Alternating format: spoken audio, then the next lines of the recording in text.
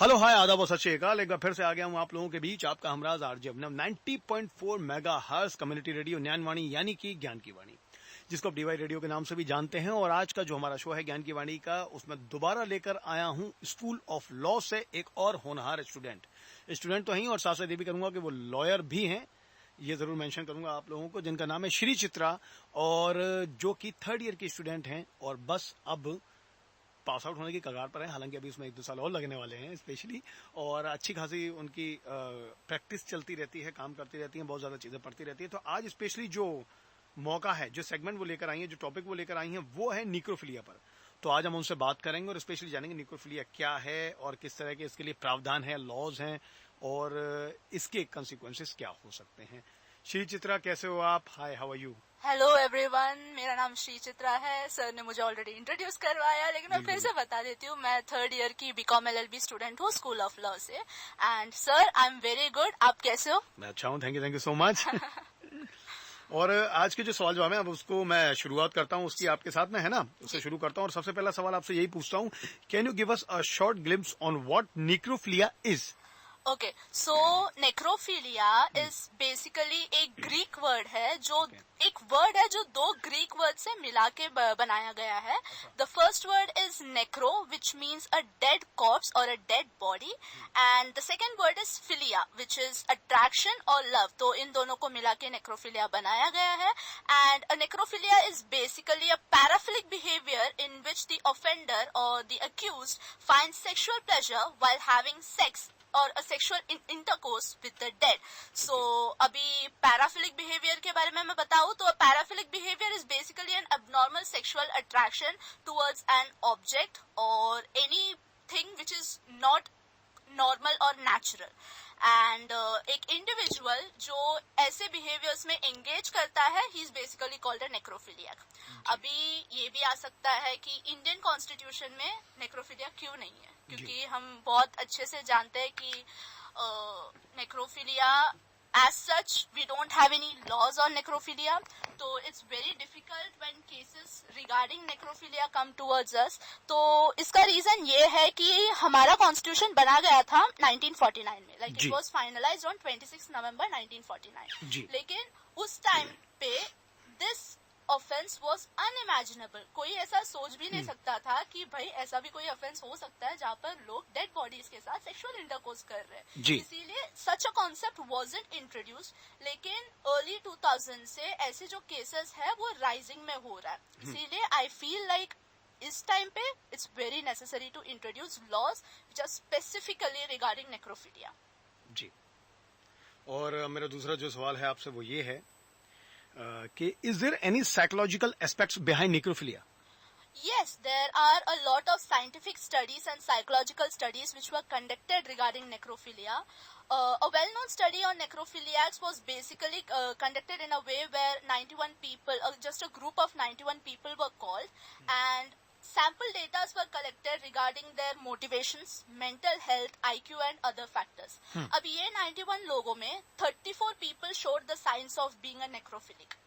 Okay. And in 34 people में और भी उनके मोटिवेशंस के बारे में जब रिसर्च किया गया था, 23 of them said they desired having an irresistible romantic partner, which is basically that a number of traumatic social and romantic experiences उनके साथ उनके लाइफ में हो चुका है, जिसके वजह से they need a partner who won't say no to them. So is it like the sadistic part of them?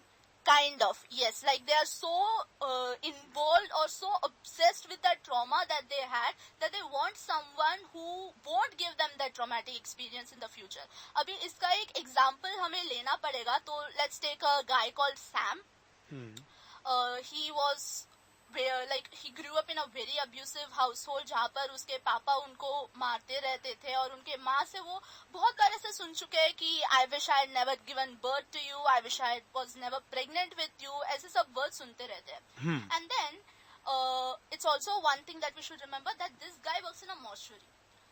Okay. So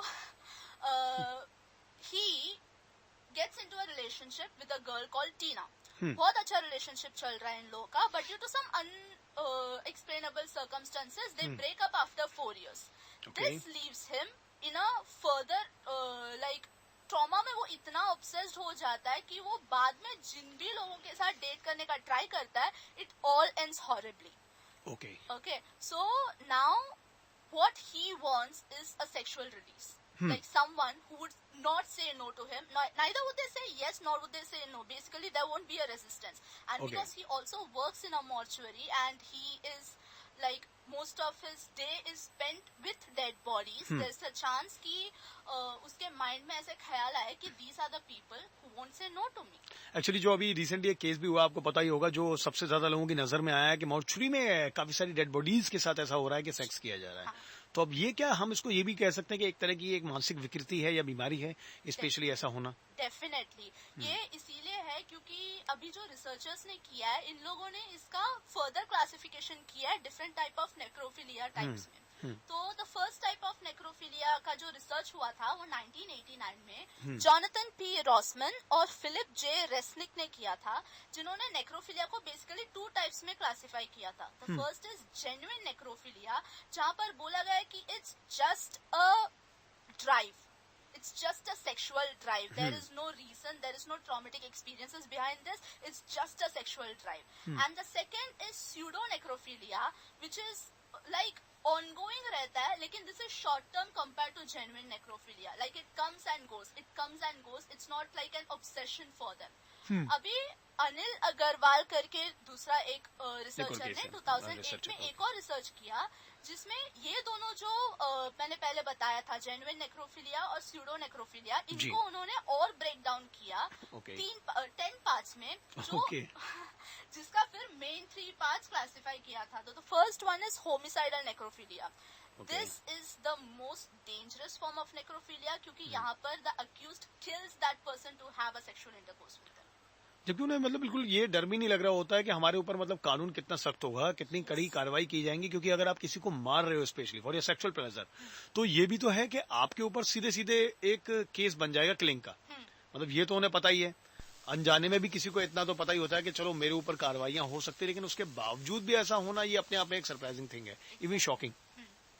हाँ, तो वही है कि होमिसाइडल नेक्रोफिलिया वो इसीलिए इतना डेंजरस है क्योंकि जो अक्यूज्ड है उसको ये बात का ये नहीं रहता कि भाई मैं किसी को मार रहा हूँ, उनके साथ सेक्सुअल इंटरकोर्स कर रहा हूँ, वो बात की बात है, लेकिन मैं किसी को मार रहा हूँ, इसीलिए उनको मर्डर की सजा भी दी जा सकती है. उनका ये नहीं होता, उनका वो सेक्सुअल ड्राइव इतना हाई रहता है कि their ultimatum is just to have a sexual intercourse with dead bodies. And second one is regular necrophiles, जो basically they favor intercourse with dead despite having the option of having it with the living. Oh my God, so yes. like, ये उनका मतलब अपना एक interest है, choice है. हाँ, exactly, उनका चॉइस है कि भाई लिविंग है लेकिन मुझे डेड से करनी है. बताओ. That's it. And third is romantic necrophiles. अभी I consider them to be even more dangerous, क्योंकि क्या है कि these kind of necrophiles are scared of losing their loved ones.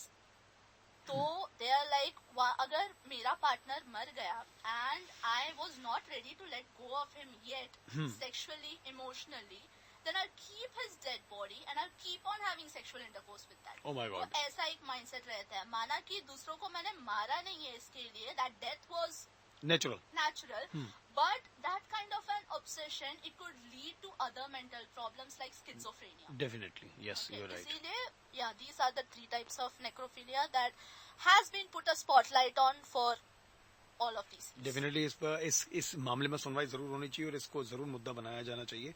और स्पेशली अब मेरे पास एक और सवाल है आपके लिए, वो ये है कि what actually happened in the case of Rangaraju.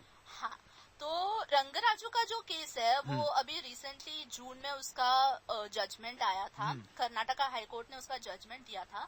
तो ये केस में बेसिकली यही था कि एक 21 साल की औरत अपनी कंप्यूटर क्लास से वापस आ रही थी. तो ये जो बंदा है रंगराजू, इसने उस औरत को पहले किडनैप किया, उसका गला काटा, Oh my God. And then he raped her. Okay.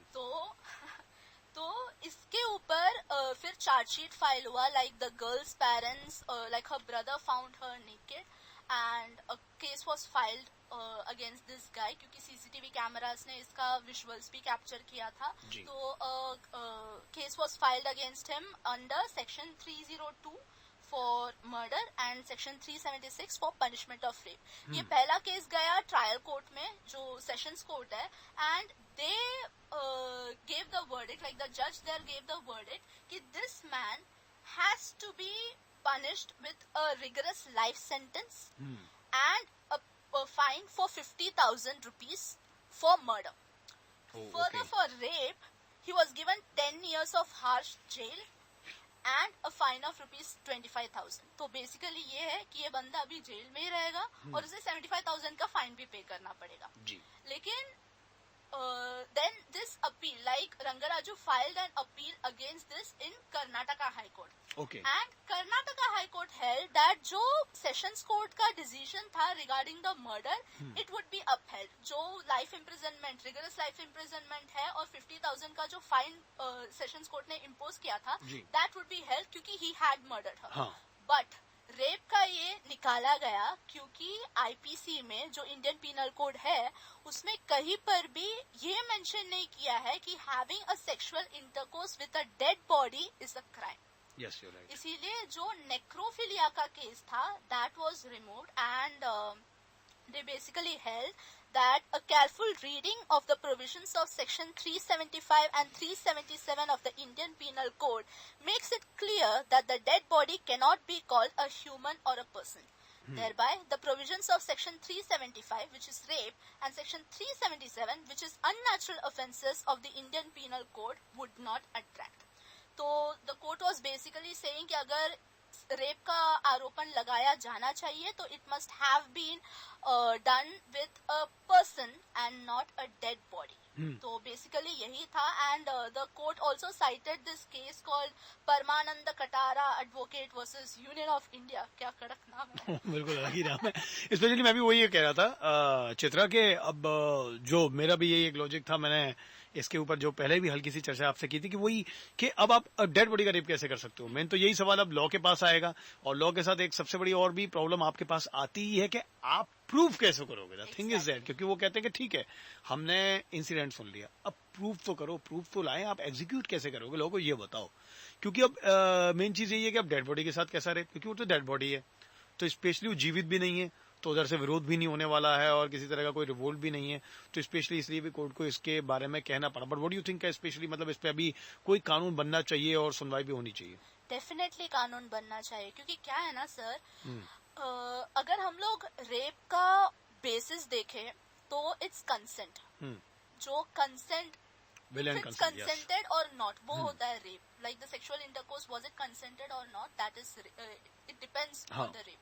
And जो ऐसे सिचुएशंस आते हैं जहाँ पर डेड बॉडी के साथ रेप होता है, यहाँ पर कंसेंट मिलना या ना मिलना इट डजंट एग्जिस्ट क्योंकि it's a dead body. It cannot give consent and it cannot revoke consent. अभी 377 एक सेक्शन है जो अननेचुरल ऑफेंसेस के बारे में बोलता है. उसमें ये लिखा गया है कि voluntarily sexual intercourse with people of the same gender, animals, etc. जो unnatural है बेसिकली, जो नेचर के अगेंस्ट जाता है वो unnatural offenses है. अभी ये भी बात है कि यहाँ पर मेंशन किया है वॉलंटरली और मेंशन किया गया है एनिमल्स. अभी एनिमल कैसे कंसेंट देगा, एनिमल थोड़ी बोल सकता है. तो उसी इसमें हम लोग ये बोल सकते हैं कि अगर एनिमल नहीं बोल सकता और वो अननेचुरल ऑफेंसेस में इंक्लूडेड है तो डेड बॉडी भी तो नहीं बोल सकता, तो वो अननेचुरल ऑफेंसेस में इंक्लूडेड क्यों नहीं है. अब स्पेशली वो ये ना कहते ना इसके बाद कि मतलब एनिमल तो डेड नहीं था, अगर एनिमल डेड होता उसके साथ ये होता तो फिर उसको भी वो काउंट नहीं कर पाते थे. ऑफेंसेस में करना पड़ता था क्योंकि जो भी है एनिमल के साथ हो रहा है and it in itself is unnatural कि भाई तुम लोग ह्यूमंस के साथ कर रहे हो, ठीक है, सेम स्पीशीज के है, ठीक है, एनिमल्स के साथ कर रहे हो, दैट इज अदरवर्ल्डली. इट्स लेकिन इस पर एक और भी तो बात होती ना चित्रा, वो ये भी तो होती है, मैं जैसा कि कह रहा हूँ कि एनिमल जिंदा है तो ठीक है. अगर एनिमल डेड होता तो फिर एक और नया फिर एक एक्चुअली नया पेच आता, नया लो आता कि वो कहते हैं हाँ ठीक है अभी तो एनिमल भी डेड है तो हम इसमें कुछ अभी कह नहीं सकते. बट ये सुनवाई के लिए एक अलग पॉइंट है. दिस इज बेसिकली ऐसा है ना सर कि लॉ जो बनता है वो सोसाइटी के मोरालिटी और प्रिंसिपल्स को अपहोल्ड करने के लिए बनता है जी. And this case, this entire thing of necrophilia is completely against the morals and principles that can And be ethics, held in yes. Society. You're right. इसीलिए like I definitely think necrophilia के laws बनने चाहिए भाई. It's high time now. और एक और भी question है कि what is the Indian law point of view for necrophilia, जैसे कि आपने काफी मेंशन भी किया. हाँ, तो मैं इसमें थोड़ा और डीप जाती हूँ. तो हाँ. इंडियन लॉ में बेसिकली आईपीसी में आई बी टेकिंग आईपीसी हियर क्योंकि वो पनिशमेंट का ये है. तो जी, आईपीसी yes. में दो सेक्शंस रहते हैं जो डेड पीपल के बारे में बोलता है. हाँ. नॉट नेसेसरली कि नेक्रोफिलिया के बारे में है, बट डेड पीपल के बारे में बोलता है. तो सेक्शन 297 आईपीसी का, इट बेसिकली सेज कि if someone goes into a place which is a place for burial or which is a place for cremation and insults the dead body there by any means, okay, that could be considered a crime. अभी Oh, वो okay. Sexually हो सकता है या फिर just किसी भी form dead में हो बॉडी सकता का है. ये डिस्टर्ब करना हो सकता है. ऐसा जी. कुछ भी हो सकता है, लेकिन कोई भी वैसा करे तो इट्स अ क्राइम. जी. अभी इसमें प्रॉब्लम क्या है कि पहला प्रॉब्लम है कि इसमें ट्रेसपास होना चाहिए. और वो ट्रेसपास कोई क्रिमेशन ग्राउंड या फिर बरियल ग्राउंड में होना चाहिए. जी, बिल्कुल. अभी नॉट नेसेसरी कि जो भी नेक्रोफिलिक केसेस हो वो सिर्फ क्रिमेशन ग्राउंड या बरियल ग्राउंड में हो. You're ये right. जो हमारा रंगराजू का केस था, this literally happened in a road. Oh my God. Okay, तो वो एक प्रॉब्लम है. And the second problem is कि इसका जो पनिशमेंट है इज जस्ट 1 year. ओके, तो इज निक्रोफिलिया पनिशेबल इंटरनेशनली? ये सवाल का भी एक तरह से जवाब हुआ कि जस्ट 1 year है. नहीं, नेक्रोफिलिया इंटरनेशनली बहुत रिकॉग्नाइज्ड है. ओके. तो like there are different countries that punish necrophilia lot. For example अभी हमारे इंडिया में जो है हम कॉमन लॉ सिस्टम फॉलो करते हैं जो बेसिकली यूके से डिराइव्ड है. जी. तो in UK sexual offences act जो यूके का है उसमें section 70, it's illegal for someone to purposefully sexually penetrate any part of a dead person's body. जहां पर वो क्लियरली मेंशन किया गया है कि it's a dead person, you can not sexually penetrate that body knowingly और unknowingly. It's a Okay. Crime. वैसा है. लेकिन हमारे इंडियन लॉ में सिर्फ 2 सेक्शंस है जो थोड़ा बहुत ऐसा सिमिलर आ जाता है. जो मैंने पहले बात किया सेक्शन 297 का, और जो मैं पहले भी बता रही थी सेक्शन 377 जो हमारा अननेचुरल ऑफेंसेस है. उसमें भी प्रॉब्लम ये है कि पहला जो है वो वॉलंटरी है. अभी डेड बॉडी है तो कंसेंट तो दे सकता नहीं है, वो कंसेंट दे भी नहीं सकता, कंसेंट निकाल भी नहीं सकता. और दूसरा प्रॉब्लम ये है कि ये अननेचुरल है और वो प्रूव करने में डिफिकल्टी है. अगर ये अननेचुरल प्रूव हुआ तो it can be considered as a necrophilic activity and that person can be punished under unnatural offences. लेकिन ये प्रूव करना, जैसे आपने बोला था, ये प्रूव करना बहुत डिफिकल्ट है. तो वही तो प्रॉब्लम है. So if like we have some really good laws in place which would help the prosecution और the state to prove such cases, then I think it would be better for everyone. जी बिल्कुल. और मैं actually एक और सवाल आपसे पूछता हूँ, और वो सवाल जो इससे जुड़ा हुआ वो ये है कि do the dead have any legal rights? Yes, the dead do have legal rights. क्योंकि मैं ये 2 केस लॉज के एग्जांपल से बताती हूँ. जो मैंने पहले वो रंगराजू के केस में मैंने बोला था कि हाई कोर्ट ने एक जजमेंट साइट किया था सुप्रीम कोर्ट का, जिसका नाम है Paramanand Kataria advocate versus union of India. इसमें बेसिकली ये था कि एक आदमी स्कूटर से जा रहे थे और उनका कोलिशन हुआ, एक्सीडेंट हुआ. He was immediately rush to the nearby hospital. लेकिन वो हॉस्पिटल ने बोल दिया कि हम ऐसा केसेस हैंडल नहीं करते, तो आप एक मेडिको लीगल हॉस्पिटल है जो यहाँ से 20 किलोमीटर दूर है, Oh my God. आप वहां पर जाके इनको एडमिट करवा दीजिए. जी. लेकिन on the way that person died. Okay, तो इसमें एक PIL फाइल किया गया था जहां पर ये सुप्रीम कोर्ट ने इट वाज हेल्ड कि आर्टिकल 21 जो है हमारे इंडियन कॉन्स्टिट्यूशन में, which is a fundamental right given to every person and which basically says कि every living person should live with dignity, उसमें ये ऐड किया गया था should also die with dignity. Oh, that's great. That's okay, nice. तो Wonderful. हाँ, तो it's basically like जो डिग्निटी का पर्पस है वो डेड बॉडी को भी दिया गया था. Means you are not only respecting the living, you are also respecting the dead. Exactly. तो ये एक राइट हो सकता है जो डेड पीपल को है. And there are also property rights, जैसे विल है.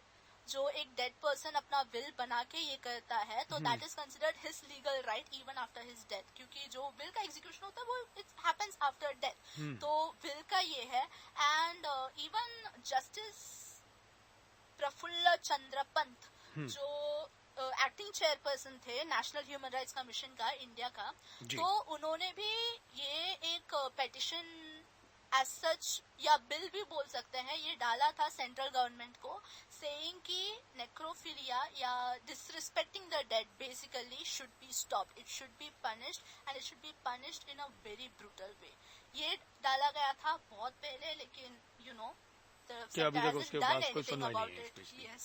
ओके, अब मेरे पास एक और लास्ट क्वेश्चन वो यही है कि why do you think necrophilia needs to be punished?